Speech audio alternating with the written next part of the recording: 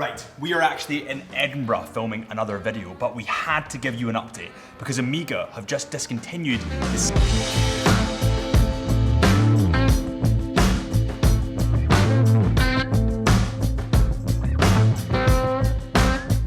Welcome back to Time in the Wrist at Chisholm Hunter. My name is Harrison, as always, and firstly, I need to apologise for Drew's rude editing there, just totally clickbaited you. But as I was saying, the OMEGA CK859 has just been discontinued. This is huge news. This watch only ran for about 6 months. It was in production for about 6 months before being discontinued. Now, this wasn't a limited edition, but it was a numbered edition. And I guarantee you that this will become a collector's item. So let's talk about the history of this watch, let's talk about the specs, and my thoughts and feelings. Beginning with the history of the CK859, because actually it's really, really interesting. The first, give me 2 seconds, guys.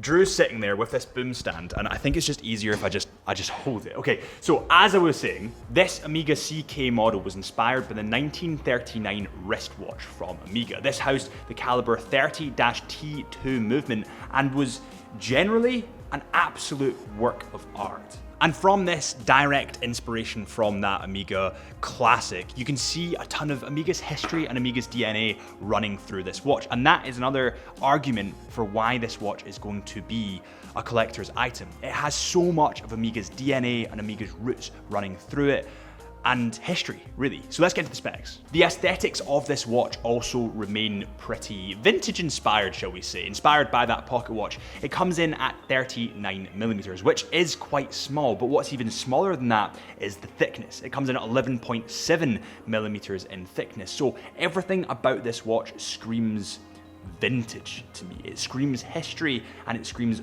not old-fashioned, but old-inspired. The case of this model is made from stainless steel, but interestingly enough, so is the dial. It's actually made from 925 stainless steel on the dial, which gives it a really, really nice aesthetic. And see, when it comes to the anodized blue hands that play against that silver dial, it's just stunning. Now, when you pair that with the vintage Omega logo that they've taken directly from that pocket watch, this is just a recipe for a really nice cake. Now, my one gripe with this watch, or I wouldn't even say gripe, because I don't think it's that bad a thing, and I think because it's more of a vintage inspired watch, it does make sense. It does have domed sapphire crystal glass. Now, in my lifestyle, and just me as a person, I'm pretty clumsy, I have ADHD, like I do tend to smack my watches off of things, so I don't really pick domed sapphire crystal glass. I would have rather seen this with just normal sapphire crystal glass instead of domed, and also then it would have been that little bit thinner, which I would have liked even more. So I suppose in this one it's each to their own, but I would have liked to see it with just normal sapphire crystal. Also, a point to note is that this domed sapphire crystal glass also has anti-reflective coating on both sides, not just one side, but both sides. Now, this is kind of like Marmite to some people, because yes, there is the argument that anti-reflective coating on both sides means it will scratch a little bit more or easier. That is a valid argument, and I totally understand that, but I have had my OMEGA Seamaster 300 meters for 2.5 years, approaching 3 years now. I've battered the thing. I've taken it up hills, I've taken it into the ocean. I've smashed this off of every possible thing you can imagine, and it's not got one scratch on it. So, I mean, if you're gonna chuck it off the ground, yeah, it's gonna scratch. But if you're not, you should be all right. The crown on this model remains very, very, let's say vintage, let's say close to Omega's history, because obviously it is directly inspired from that 1939. My memory is fantastic, by the way. Sometimes I actually surprise myself with how good it is. What was this watch called?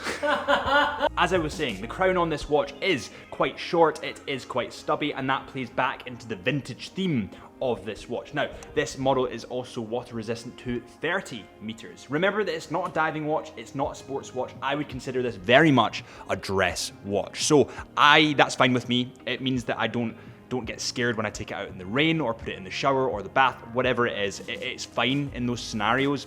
Just probably avoid taking it in the sea. Now, for those of you that have been with the channel for a while, and for those of you that have subscribed to the channel, you might recognize this studio. You might recognize the awkward boy that sat reviewing his first watch in front of you guys and made hardly any sense, but this is where we are going to host the meetup, the Chisholm Hunter channel meetup with our amazing watch community. We're going to come to this bar in Edinburgh, or maybe down south. We have bars similar like this across the UK, and we're going to have drinks, we're going to have a catch up, and we're going to talk watches. That's what we're going to do, and this is going to be being organized very, very soon. So follow our Instagram, Chisholm Hunter Watches, because that's the channel that this will be organized through and the invites will be sent out through. And with that said, onto the movement. This model also features a leather strap, which works wonderfully with that blue and silver and makes it look extremely vintage. Now, this would also age really, really well. This leather look would age really well. With that said, I would put a NATO strap on it. I would love to see that modern twist because it's such a slim face as well. It wouldn't push the face up too much. I would love to see that. With that said, I don't think a NATO strap would age as well as what a leather strap would. So I'd probably keep the leather on it for the long run, but just have a play about with the NATO. The case of this watch comes in predominantly polished steel instead of brushed. And on the subject of polished steel, it's beautiful. When you reflect it in the light, it shines extremely bright, and it contrasts to that dial wonderfully because that dial is more silvery. When you shine the steel in the light, the polished steel, it will go white. It just looks brilliant. But what to bear in mind is that polished steel does scratch more or show scratches more than brush does. Now that is why I have my Tissot PRX. That's why I got my Tissot PRX as my more dressy watch, because at this stage of my life, I am very clumsy, especially when I'm out. So just bear that in mind. And on that note, what is on your wrist today? It's time for the wrist check at Chisholm Hunter. It's a tradition. I, of course, have the Tissot PRX green dial, but I would love to know what you have. Let me know in the comments. The movement of this watch is a thing of beauty. It truly, truly is. It is a manual wind movement, and I know that there's been lots of kind of complaints about that. I don't see that as a bad thing, and here's why I don't see that as a bad thing. Did you feel more connection to your manual car or your automatic? Because for me, I felt more connection to my manual because I was cranking it through the gears. I had more of an intimate relationship with my manual car. And it's the same with manual watches. You wind them once a day or once every 2 days. You have that intimate connection with the watch, and you are in charge of its life, really. You are in charge of bringing it to life. It gives you a deeper connection with your timepiece.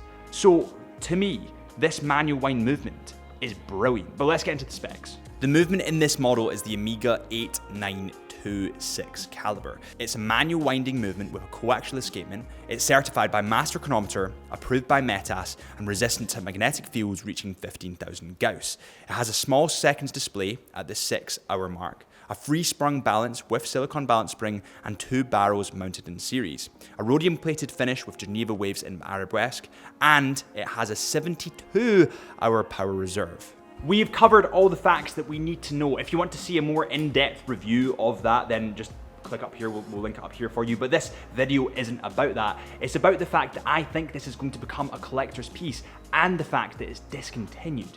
Now, most watches have about 3 to 4 years of production before they are discontinued and replaced with newer models.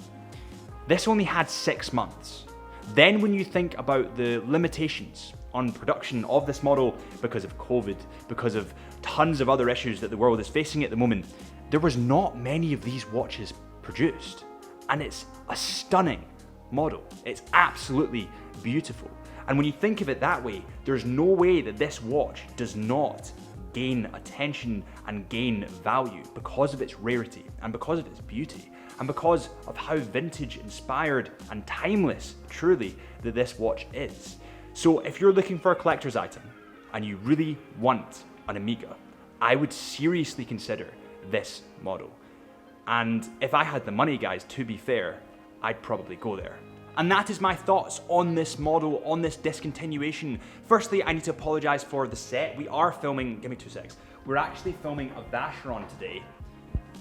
We're actually filming this. Now, I can't show you it at the moment. I've got given it as a prototype from Vacheron. This watch, it's like a watch nerd's dream on steroids. I can't put it any other way. If you want to see that, then please hit the subscribe button, hit that little bell icon. It will be coming soon.